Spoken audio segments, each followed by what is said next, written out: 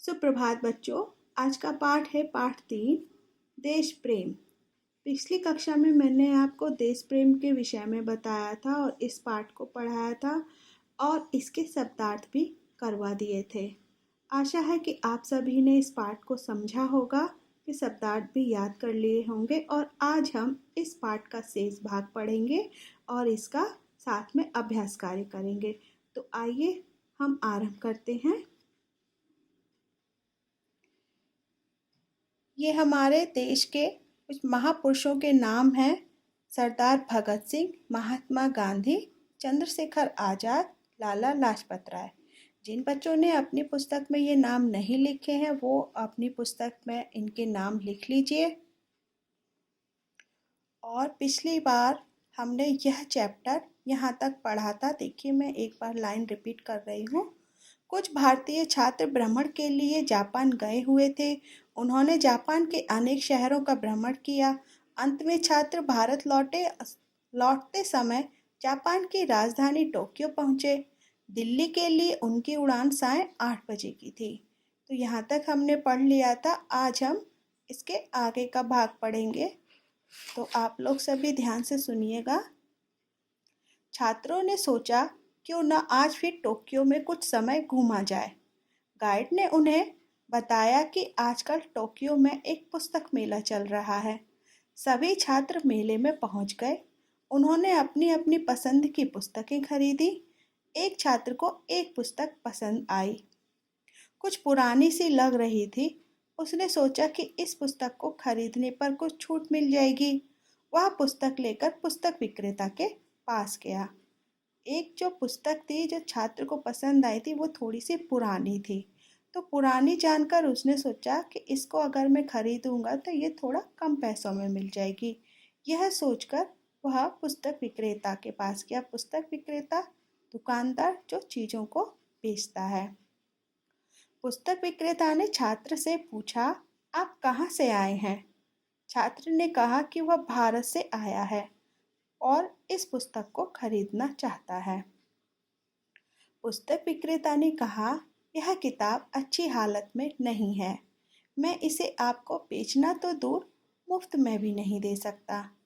हाँ, यदि आपके पास थोड़ा समय हो तो मैं इसकी दूसरी प्रति आपके लिए जरूर मंगवा सकता हूँ, ऐसा पुस्तक विक्रेता ने कहा। छात्र ने सोचा, शायद पुस्तक विक्रेता ज़्यादा पैसे लेना चाहता है। अतः उसने पुस्तक लेने में अनिच्छा प्रकट की। अनिच्छा मतलब इच्छा ना होना। उसका मन हट गया था यह सुनकर। जब उसने कहा कि यह पुस्तक अच्छी हालत में नहीं है तो मैं इसे आपको बेचना तो दूर, मुफ्त में भी नहीं दूंगा, तो उस छात्र की इच्छा नहीं हुई उस पुस्तक को लेने के लिए। बच्चों, यह भी जानो, जापान को सूर्योदय का देश भी कहते हैं। संसार में सबसे पहले सूर्योदय जापान में ही होता है। यह मैं पहले भी आपको बता चुकी हूँ। दुकानदार बोला, आप घबराइए मत, मैं यह पुस्तक आपको उपहार में दूंगा। यह कहते हुए उसने अपने नौकर को पुस्तक लाने भेज दिया। 10 मिनट बाद नौकर नई पुस्तक लेकर आ गया। दुकानदार ने अच्छी तरह से जांच परख कर पुस्तक छात्र को दे दी। जब नौकर उसकी दूसरी प्रति नई पुस्तक लेकर आया तो दुकानदार ने उसको भी अच्छी तरह जांच परखना मतलब देख कर दी कि कहीं से वह कटी फटी तो नहीं है, बेकार तो नहीं हो रही। यह जांच करके तब उसने वह पुस्तक छात्र को दी। छात्र यह सब देखकर आश्चर्यचकित था। आश्चर्यचकित मीन्स हैरान, हैरान रह जाना। वह यह सब देखकर हैरान रह गया। उसने दुकानदार से कहा, भाई, तुम्हें यह पुस्तक मुझे उपहार में ही देनी थी तो पहले वाली पुस्तक ही क्यों नहीं दे दी? वह भी तो अच्छी हालत में थी।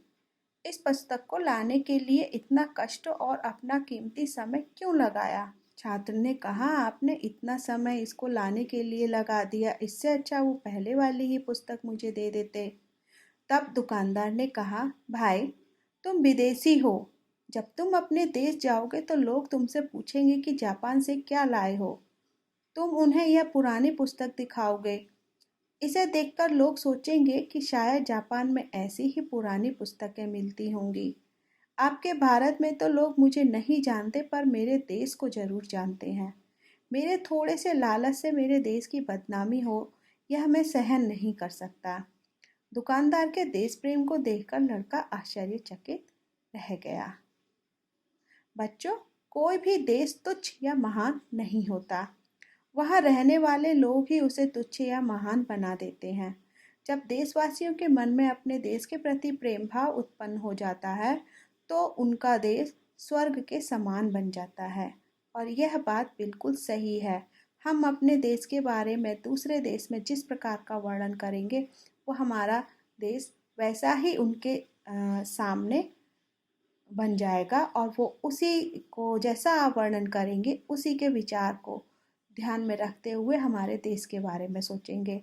और यह कोई तुच्छ या महान, कोई भी देश तुच्छ या महान नहीं होता। ये बात सही है कि वहाँ के रहने वाले लोग ही अपने देश को तुच्छ या महान बनाते हैं। ओके बच्चों, अब हम इसका अभ्यास कार्य करेंगे। सुनना और बोलना। नंबर 1, नीचे दिए गए वाक्य सही हैं या गलत बताइए। बच्चों, ये अभ्यास कार्य मैंने करके रखा हुआ है, आप इसको सुनिए और फिर अपनी पुस्तक में करिएगा। का, जापान बहुत बड़ा देश है। गलत, जापान एक छोटा देश है। खा, जापान के लोग ईमानदार हैं। सही। गा, जापान बौद्ध धर्म को मानते हैं। सही। घा, जापानी लोग सुंदरता की कदर नहीं करते। गलत, जापानी लोग सुंदरता की कदर करते हैं। रा, देश के लोग ही देश को तुच्छ या महान बनाते हैं। बिल्कुल सही, देश के लोग ही तुच्छ या महान बनाते हैं। नंबर 2, सोच कर बताइए। दुकानदार ने छात्र को पुरानी पुस्तक इसलिए नहीं दी क्योंकि ऐसा करने पर उसके देश का अपमान होता। यदि दुकानदार की जगह आप होते तो क्या करते? छात्र को उसकी बात का क्या उत्तर देते? सोचिएगा। आगे बढ़ते हैं। पढ़ना और लिखना। नंबर 1, उचित विकल्प के सामने सही का निशान लगाइए। का, जापान को किसका देश कहा जाता है? जापान को सूर्योदय का देश कहा जाता है, देश प्रेम का नहीं, भ्रमण का नहीं। खा, जापानी लोग स्वभाव से कैसे होते हैं? मेहनती, आलसी नहीं, झगड़ालू नहीं। गा, जापानी लोग धर्म से भी बड़ा किसे मानते हैं? देश प्रेम को, प्रकृति को नहीं, स्वयं को नहीं। जापानी लोग देश प्रेम को सबसे बड़ा मानते हैं। नंबर 2, सही शब्द चुनकर खाली स्थान भरिए। शब्द हैं देश, विकसित, देखकर, अपमान, पुस्तक। अब हमें इनको इसमें भरना है, तो देखिए ये मैंने पहले से भरा हुआ है। का, जापान की गणना विकसित देशों में की जाती है। खा, शायद दुकानदार इस पुस्तक के ज़्यादा पैसे लेगा। गा, जापानी लोग देश को बड़ा महत्व देते हैं। घ, लड़का यह सब देखकर हैरान था। रा, मैं अपने देश का अपमान सहन नहीं कर सकता। नंबर 3, नीचे दिए गए प्रश्नों के उत्तर लिखिए। का, जापानी लोग किसे अपना प्रथम कर्तव्य समझते हैं? उत्तर है, जापानी लोग देश की संपत्ति की सुरक्षा और उसकी देखभाल करना अपना कर्तव्य मानते हैं। मानते हैं या समझते हैं, दोनों ही लिख सकते हैं। खा, पुस्तक विक्रेता ने छात्र को पुरानी पुस्तक क्यों नहीं दी? उत्तर है, इस उत्तर को हमने 2 पॉइंट में लिखा हुआ, यानी कि 2 नंबर से लिखा हुआ है। तो पहले नंबर पे हमारी बात आती है, पुस्तक की हालत अच्छी नहीं थी। और नंबर 2, पुस्तक विक्रेता ने कहा कि अगर तुम इस पुस्तक को अपने देश लेकर जाओगे तो भारत के लोग सोचेंगे कि जापान में पुस्तकें मिलती हैं। तो बेटा यहाँ पे ऐसी मिस हो गया है, तो यहाँ पर हम ऐसे लिख देंगे कि जापान में ऐसी पुस्तकें मिलती हैं तो लोग जापान के बारे में क्या सोचेंगे, इसीलिए छात्र को पुरानी पुस्तक नहीं दी। आगे बढ़ते हैं। गा, नई पुस्तक लेकर छात्र क्यों हैरान रह गया? जब दुकानदार ने अच्छी तरह से जांच परख कर पुस्तक छात्र को दी तो यह देखकर छात्र हैरान रह गया। घा, कोई देश कब स्वर्ग जैसा बन जाता है?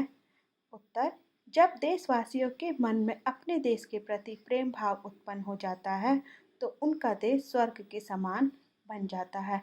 ओके बच्चों, ये आपका अभ्यास कार्य कंप्लीट होता है, इसको आप याद कर लीजिएगा। ओके बच्चों।